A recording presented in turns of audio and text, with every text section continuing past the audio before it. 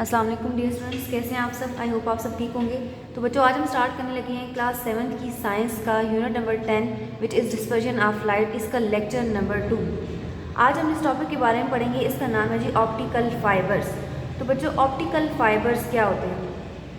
Optical fibres are basically thin fibres of glass, यानी कि glass किसको कहते हैं? शीशे को। शीशे के छोटे छोटे से पतले से जो फाइबर्स होते हैं उनको हम कहते हैं ऑप्टिकल फाइबर्स।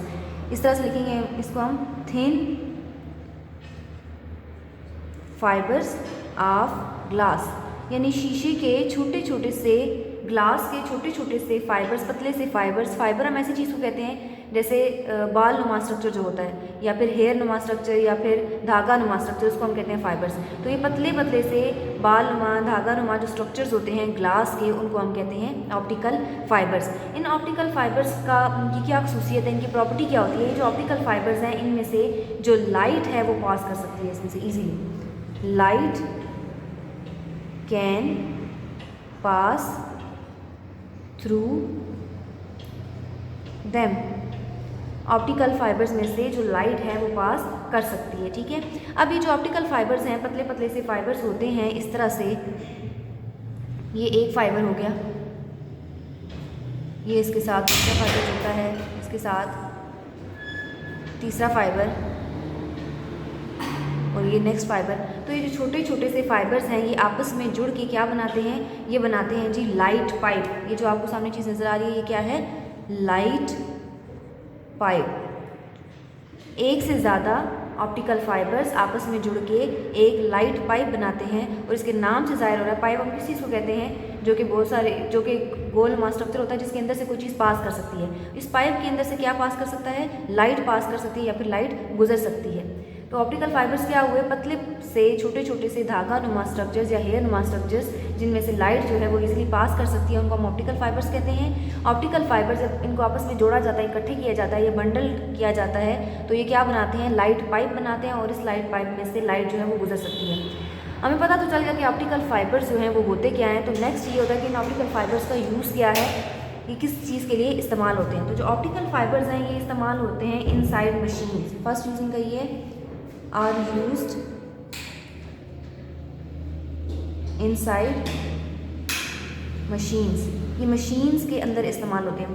बहुत सारी हैवी मशीनरी होती है, बहुत सारी जगह पर यूज़ होती है, जैसे कि जहाज़ के अंदर जो मशीनरी यूज़ होती है, तो उनके अंदर बहुत सारे डिफेक्ट्स हो सकते हैं, मसाइल पैदा हो सकते हैं। उन मसाइल को देखने के लिए हम उस मशीनरी के अंदर जाके तो नहीं देख सकते, तो हम क्या करते हैं? उस मशीनरी के अंदर लगाते हैं ऑप्टिकल फाइबर्स। और अगर कहीं भी किसी किस्म का भी कोई मसला होता है तो ये जो ऑप्टिकल फाइबर्स हैं ये जाके डिटेक्ट करते हैं उस प्रॉब्लम को, और फिर बताते हैं, और फिर उसके ज़रिए से इस प्रॉब्लम को सॉल्व किया जाता है। इसके अलावा ये जो ऑप्टिकल फाइबर्स हैं ये यूज़ होते हैं ट्रांसमिट करने के लिए टेलीफोन सिग्नल्स को।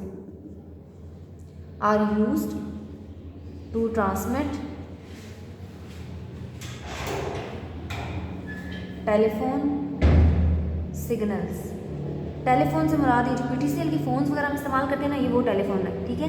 ये जो टेलीफोन्स होते हैं पीटीसीएल वाले, ये कनेक्ट हुए होते हैं सिग्नल्स के जरिए से, ठीक है। इनके सिग्नल्स किस तरह से होते हैं कि सैटेलाइट जो है सैटेलाइट भेजा जाता है स्पेस में, तो उसके जरिए से इनको कनेक्ट किया जाता है। उनकी कनेक्शन में जो बेसिक हाल होता है किसका होता है? इन ऑप्टिकल फाइबर्स का। ये जो ऑप्टिकल फाइबर्स हैं इस सिग्नल को एक जगह से दूसरी जगह ट्रांसमिट करने के लिए, भेजने के लिए इस्तेमाल करते हैं, ठीक है। इसके अलावा इन ऑप्टिकल फाइबर्स को और भी हम बहुत सारी चीज़ों में इस्तेमाल कर सकते हैं, जैसे ह्यूमन बॉडी के अंदर इनको यूज़ किया जाता है किसी भी डिजीज़ को डिटेक्ट करने के लिए, और भी बहुत सारे इस्तेमाल होते हैं इनके। तो यहाँ पे बेसिक हमने दो यूजेस पढ़े हैं ऑप्टिकल फाइबर्स के, कौन कौन से? एक तो इनको हैवी मशीनरी के अंदर इस्तेमाल किया जाता है किसी भी प्रॉब्लम को डिटेक्ट करने के लिए, या फाइंड आउट करने के लिए कि इस मशीन के अंदर कौन सा मसला आ गया है, पता चल जाए मसला क्या है, फिर उस मसले को हल किया जा सके। इसके अलावा टेलीफोन्स के अंदर जो सिग्नल्स होते हैं उन सिग्नल्स को एक जगह से दूसरी जगह भेजने के लिए भी इन ऑप्टिकल फाइबर्स को इस्तेमाल किया जाता है। नेक्स्ट टॉपिक जो हम पढ़ेंगे वो है डिस्पर्जन। डिस्पर्जन क्या चीज़ होती है?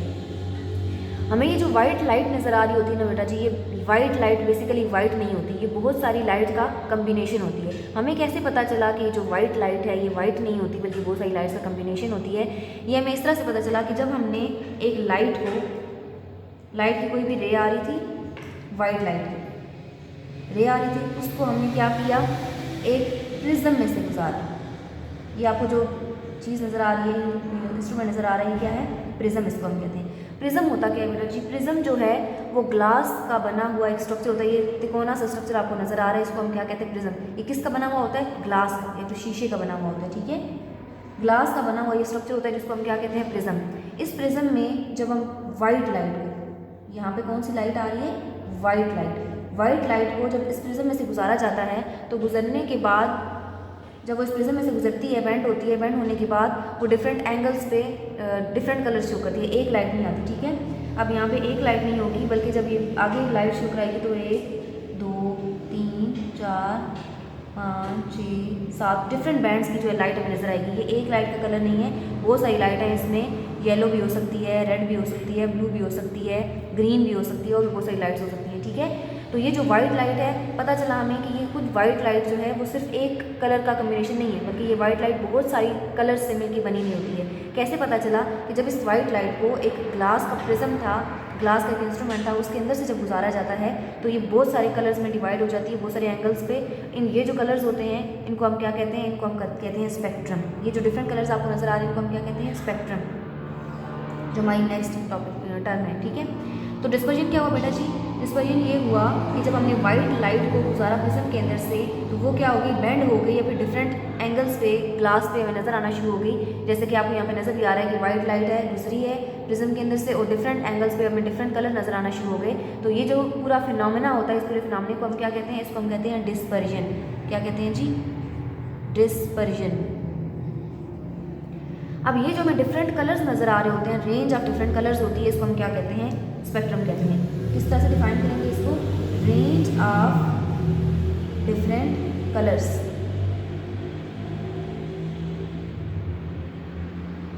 एक कलर नहीं है, बहुत सारे कलर्स हैं इसके अंदर और इन सब कलर्स की जो रेंज है, मतलब ये इतने सारे कलर्स हमें जो नज़र आ रहे हैं, इन सब को हम क्या कहते हैं, इनको हम कहते हैं स्पेक्ट्रम।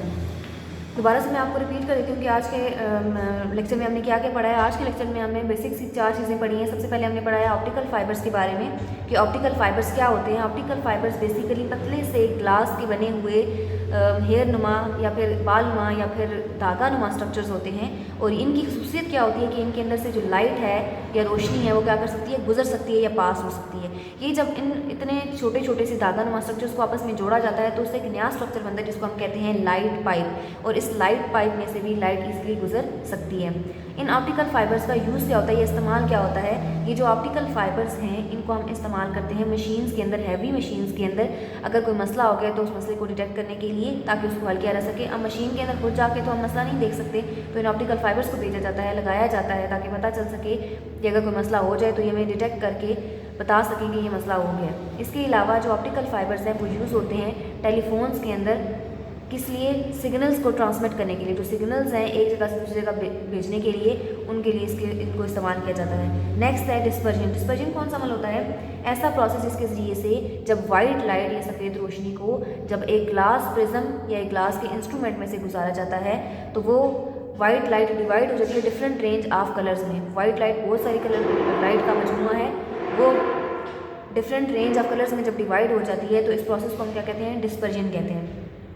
अब ये जो डिफरेंट रेंज ऑफ कलर हमें नज़र आती है डिस्पर्जन के अमल के बाद, उसको हम कहते हैं spectrum.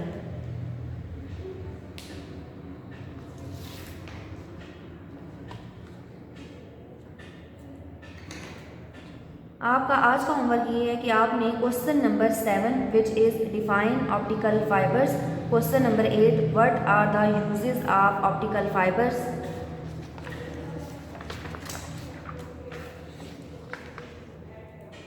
Question number 9 define dispersion और क्वेश्चन नंबर 10 डिफाइन स्पेक्ट्रम। ये आपके 4 क्वेश्चंस हैं जो कि आपने अच्छे तरीके से मेमोराइज भी करना है, उनको लर्न करना है। क्वेश्चन कौन कौन से आपके क्वेश्चन हैं, आपके क्वेश्चन नंबर 7, 8, 9, 10, ये 4 क्वेश्चन हैं जिनको आपने अच्छे तरीके से तैयार करना है। आई होप आपको आज का लेक्चर समझ में आ गया होगा। अल्लाह हाफिज़।